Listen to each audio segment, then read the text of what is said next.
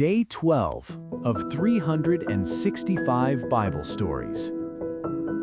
After the flood, Noah's sons, Shem, Ham, and Japheth, had children, and their children had children too.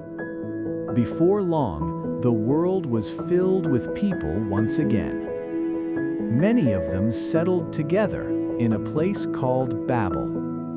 There, the people decided to build a tower so tall that it would reach all the way to heaven. "We will be famous," they said, "and God will be pleased with us."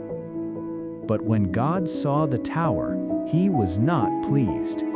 He saw that the people were no longer humble servants.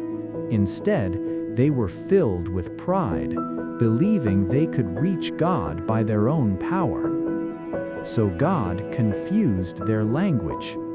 Suddenly, everyone spoke differently. No one could understand one another anymore. Their voices turned into a confusing babel of sounds. The tower could not be finished. The people were too busy arguing, speaking in many different languages. And so, the people scattered across the earth. Join me tomorrow as we continue this journey through the Bible.